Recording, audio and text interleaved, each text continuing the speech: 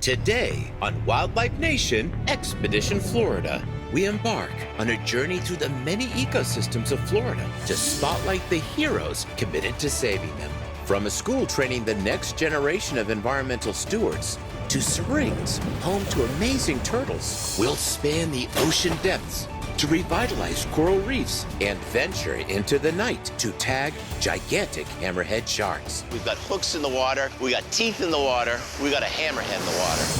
I'm Jeff Corwin. Wildlife Nation is dedicated to conserving the natural wonders of North America. And now we're teaming up with the Miccosukee tribe of Indians of Florida to safeguard the vibrant wilderness of the Sunshine State.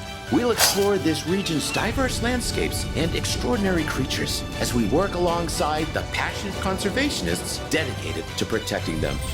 This is Wildlife Nation Expedition Florida.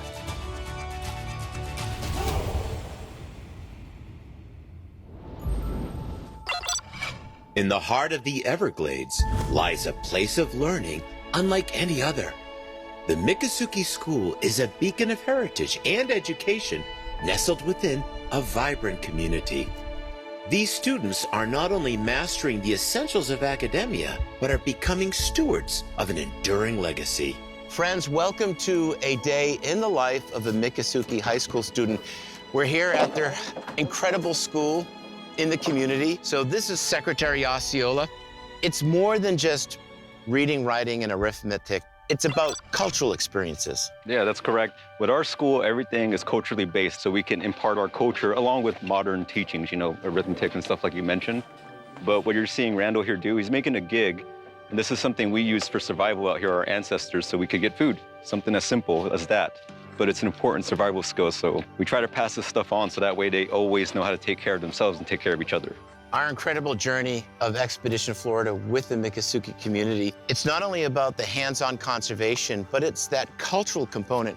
We have this high school, state-of-the-art technology and reading and science labs, but this stuff is just as important. Yeah, I mean, to me, this is really important because it's more project-based, so they're gonna actually want to stay invested in learning. You come out here, you got your community, you got older people teaching you new stuff. It makes people feel invested, it makes it feel like a community. So that's why we do this. We have to remind people what's important. So this is Randall Billy. Randall, how old are you? 17. 17. So you'll be graduating in what, about a year? Yeah. So right now, he's constructing this pole. Now, at first glance, I would have thought this would be for like a cheeky hut, but it's not. Yeah, it's for gigging. It's gigging. Explain that. Gigging, we use this so we could get the garfish in the water. It goes on the tip. So gigging is just basically, it's like spearfishing. You can gig for flounder, redfish. Anything you see, you could get. So the last step, they're gonna attach a rope at the end of this and usually attach the other end of the rope to your hand. So when you throw it, you just retrieve it. An experience like this, why is it important for you? It's important for me because my culture is very important to me. And out of this, we could survive. So all the resources that these guys are using, it's from their community. It's from the wilderness that they're stewards of. We don't want to lose that sense of who we actually are. And also, we don't want to lose the fact that our ancestors, what it took to survive, it wasn't easy for them. And if we make things too easy for ourselves, we start softening and we start losing who we are. And life isn't easy. You have to work for your community. So this kind of reinforces all of that to us. And a significant part of the Miccosukee tribe's crucial work includes environmental stewardship. Their efforts are a testament to the power of traditional knowledge in safeguarding our natural world. Now, we go beyond the river of grass, embarking on a conservation odyssey across Florida. Coming up, we dive into crystal clear springs to meet its remarkable inhabitants.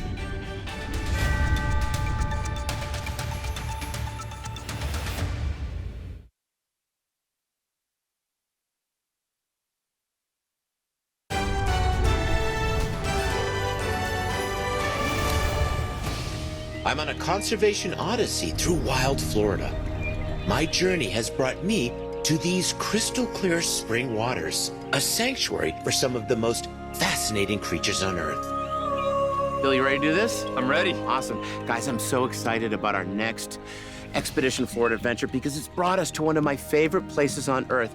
This is gorgeous Silver Springs. It's one of the most wild and pristine river systems in all of Florida. It's fed by dozens of these karst-formed springs, bring this constant influx of pure water. I'm with my buddy Bill Hawthorne. He's a passionate herper like myself. Snakes and lizards and frogs and turtles. He works with the Florida Springs Institute. Your passion is reptiles, but here, our mission today, turtles. Turtle surveys, yep. So we're gonna head out here to the Silver Springs Head Spring and try to catch all the turtles we can. We have 7 different species here, and we'll see how many we can get.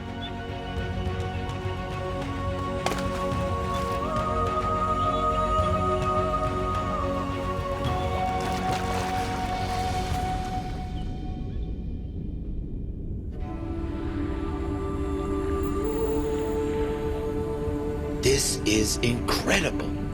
It's like time traveling back to a part of Florida that most people think is gone. As we glide through these crystal clear waters, we're greeted by the giants of the spring, manatees. Now, if you look closely, you'll see bowfin and gar. These fish are living fossils with lineages that stretch back over 100 million years to the Mesozoic era, the age of dinosaurs. However, our exploration also reveals challenges in these waters. Invasive species like tilapia. In fact, surveys conducted by the Florida Springs Institute estimate that blue tilapia, originally from Africa, constitute nearly 90% of the fish biomass in Silver River. However, the diversity we encounter here is truly remarkable. From colorful cooters to the intriguing loggerhead musk turtle, and even the fascinating softshell turtle. Each species captivates with its unique characteristics. Together with Bill, we carefully gather each one for this essential conservation study, exploring the rich tapestry of life that thrives in this ecosystem. Woo! That was amazing. That was epic. Got a ton of them. Man. Coming up, our conservation science unfolds each distinctive turtle at a time. Look at that. This turtle is actually equipped with a snorkel.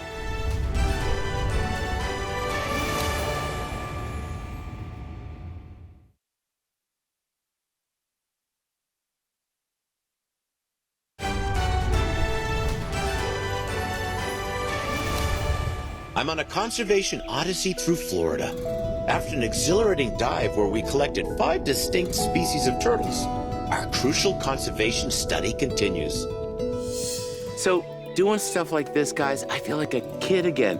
It's places like this why I became a naturalist and why I fell in love with Florida. So, out of the 7 species of turtles, we've got 5. Yeah, nearly all of them. So we have the red belly, we have the river, and the very distinctive Florida cooter. How do we tell them apart? The best way to tell these turtles apart is by their plaster on their belly. So rivers have a V right here. I always think V for river.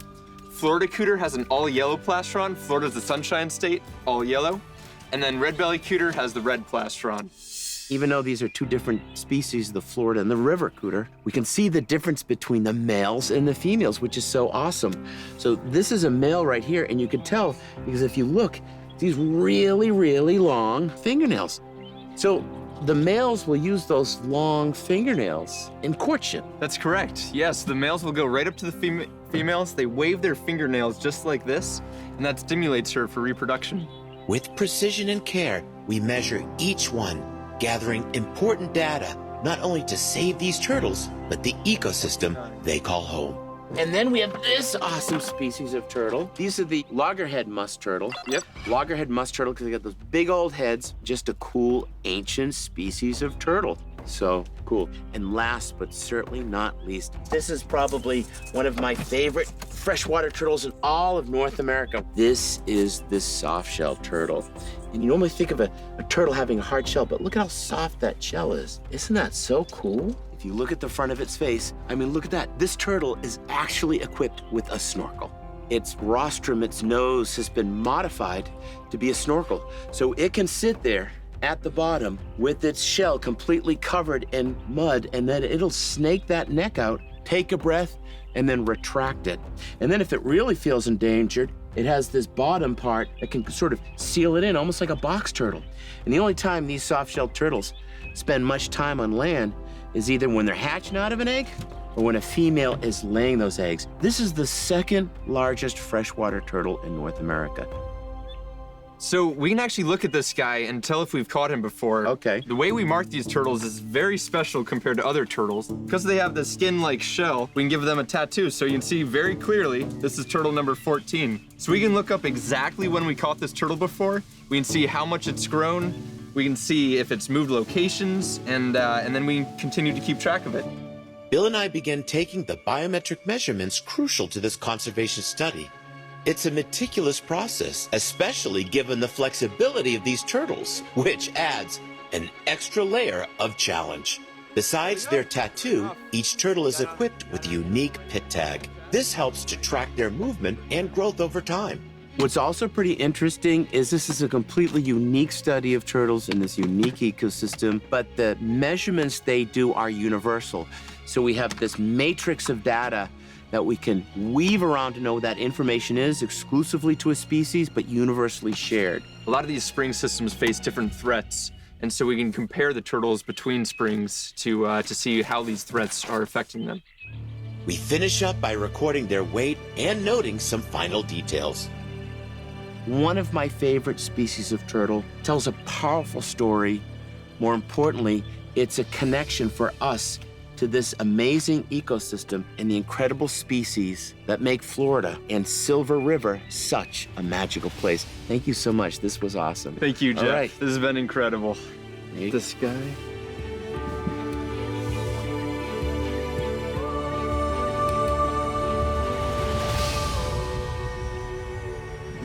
Next, we venture off the coast into the imperiled world of Florida's coral reefs. Only 5% of Florida's coral reefs are surviving.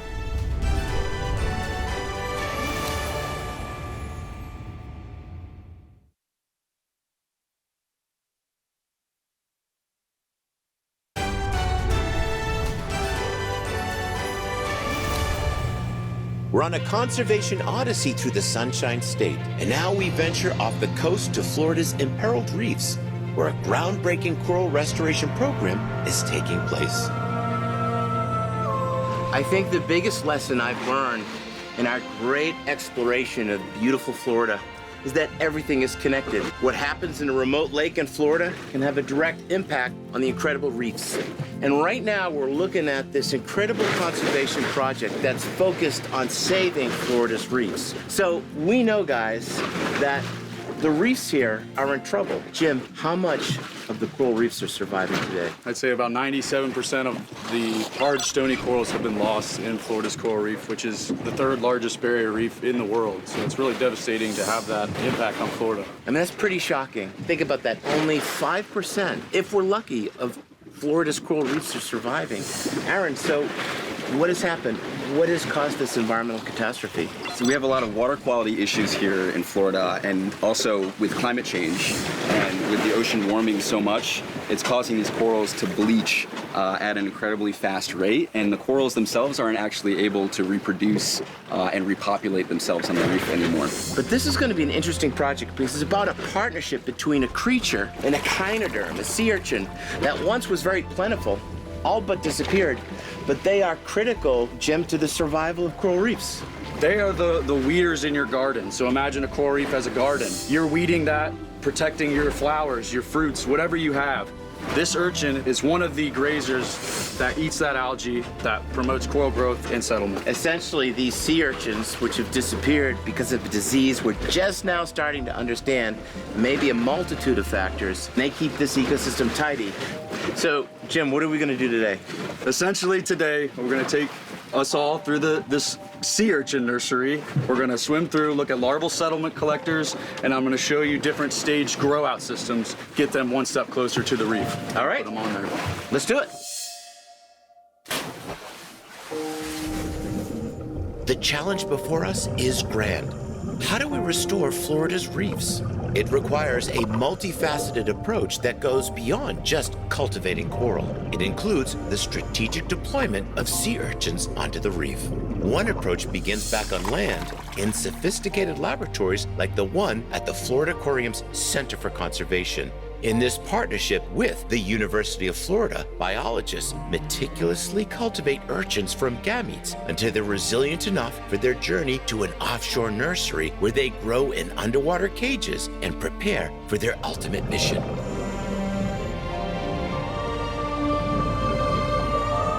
Apart from the lab-cultivated urchins, Jim and Aaron also grow urchins from larval settlement collectors. The end goal is to receive urchins from multiple sources, such as the lab-cultivated urchins, the settlement collectors, and relocated urchins from rubble zones, offering a robust pool of candidates for reef deployment. Jim and Aaron guide me to a nearby reef and restoration site. Just a few decades ago, there was a vibrant tapestry of life that once flourished along Florida's reefs. Fast forward to today, and the stark contrast emerges, a contrast that is terrifying. I like to think of coral reefs, along with coastal mangroves and Florida's seagrass beds, as sort of an immune system, a safeguard against erosion and the relentless wave energy of the ocean. The depletion of these underwater bastions spells disaster, not only for the myriad of marine creatures that call them home, but also for the human lives living in Florida. By saving the reefs, we're not only preserving a marine sanctuary, we're safeguarding the essence of Florida and ultimately ourselves. Coming up, we join an exhilarating nighttime conservation mission, tagging giant hammerhead sharks. One of the fishermen over here pulling in something big.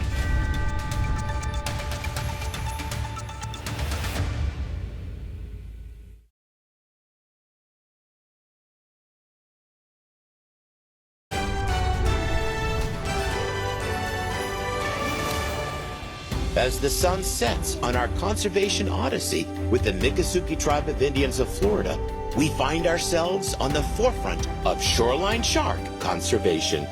So it is just about the witching hour, that incredible time where the nocturnal creatures along this coastline, one of my favorite parts of Florida, become active. Specifically, we're looking at sharks.